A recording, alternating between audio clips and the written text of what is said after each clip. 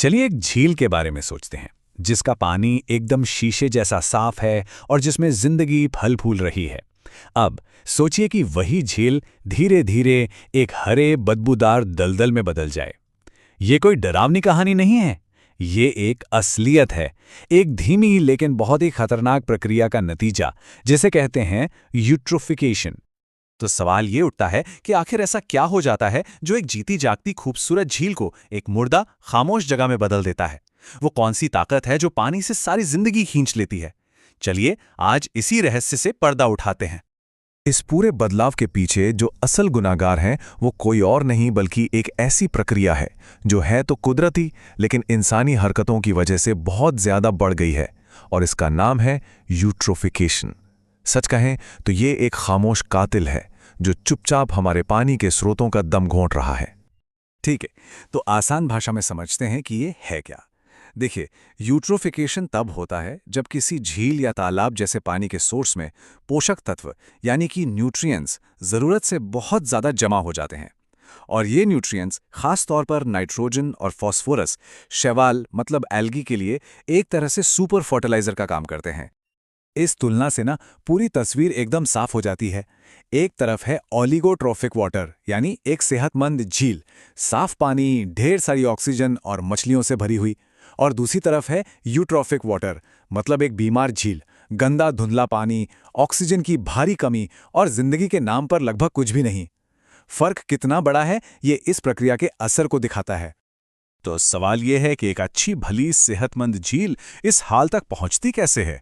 ये अचानक नहीं होता, ये एक के बाद एक होने वाली घटनाओं की पूरी चेन है, जिसे हम न्यूट्रिएंट कैस्केड या पोषक तत्वों का झरना भी कह सकते हैं। चलिए देखते हैं कि बर्बादी का ये झरना आखिर काम कैसे करता है।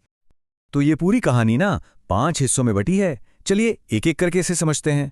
सबसे पहले होता है ओवरलोड, मतलब खेतों और शहरों से बहकर आए एक्स्ट्रा न्यूट्रिएंट्स जैसे नाइट्रोजन और फॉस्फोरस पानी में घुल जाते हैं।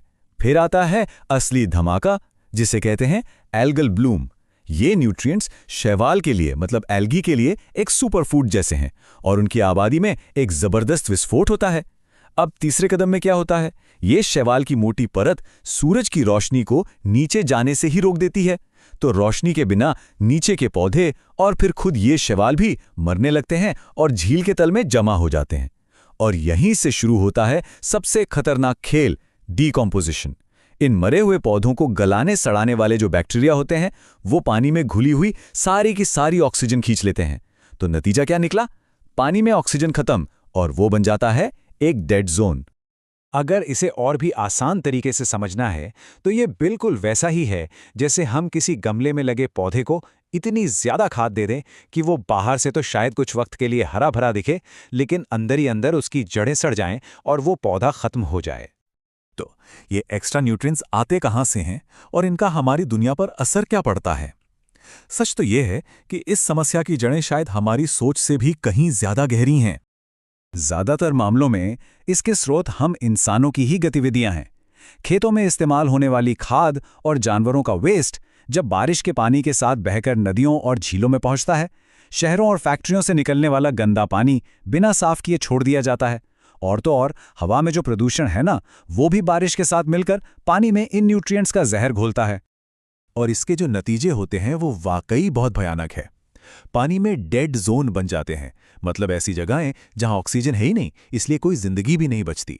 मछलियों और दूसरे पानी के जीव बड़ी तादाद में मारे जाते हैं। कभी कभी तो जहरीले शैवाल तक उगाते हैं जो इंसानों और जानवरों के लिए जानलेवा साबित हो सकते हैं। मतलब वो पानी किसी भी काम का नहीं रहता। और ऐसा नहीं है कि ये किसी एक दो तालाब या झील की कहानी हो, नहीं, ये एक बहुत बड़ी एक ग्लोबल प्रॉब्लम है। आंकड़ा सुनेंगे तो शायद यकीन ना हो, पूरी दुनिया में 400 से भी ज्यादा, जी हां 400 से भी ज्यादा ऐसे तटीय डेड जोन्स की पहचान हुई है जो सिर्फ और सिर्फ यूट्रोफिकेशन की वजह से बने हैं। ये एक वैश्विक संकट है। तो क्या इसका मतलब सब खत्म हो गया? क्या इस नुकसान की भरपाई नहीं की जा सकती? अच्छी खबर यह है कि उम्मीद अभी भी बाकी है। चलिए अब कुछ ऐसे तरीकों पर नजर डालते हैं जिनसे इस प्रक्रिया को या तो धीमा किया जा सकता है या शायद उल्टा भी किया जा सकता है। इसे ठीक करने के कई तरीके हैं। जैसे सीवेज ट्रीटमेंट प्लांट्स को अपग्रेड किया जा सकता है ताकि वो पानी को वापस नदी में छोड़ने से पहले उसमें से न्यूट्रिएंट्स को हटा दें। किसान भाई खेतों में स्मार्ट तरीके अपना सकते हैं, मतलब सिर्फ उतनी ही खाद डालें जितनी की जरूरत है। शहरों में ऐसे ग्रीन एरिया बनाए जा सकते हैं जो बारिश के पानी को सोख लें, बजाय इसके कि वो सीधा नालों में बह जाएं। और सबसे जरूरी, हम अपनी वेटलैंड्स यानी दलदली जमीनों को बचा सकते हैं जो एक तरह से नेचुरल वाटर फिल्टर का काम करती हैं। लेकिन इन सब में जो सबसे जरूरी बात है वो ये कि एक बार जब कोई नदी या झील बर्बाद हो जाए तो उसे वापस ठीक करने में बहुत पैसा, बहुत मेहनत और बहुत ज्यादा वक्त लगता है। इसीलिए समझदारी इसी में है कि इस समस्या को पैदा ही ना होने दिया जाए। रोकथाम हमेशा इलाज से बेहतर और सस्ती होती है। ये सारी बातचीत हमें एक बहुत बड़े सवाल पर लाकर खड़ा कर देती है। हमारे पानी के स्रोतों का दम घुट रहा है, वो खामोशी से मर रहे हैं। तो फिर उन्हें दोबारा जिंदगी की सांस देने में मदद करने की जिम्मेदारी आखिर किसकी है? इस पर सोचना बहुत जरूरी है।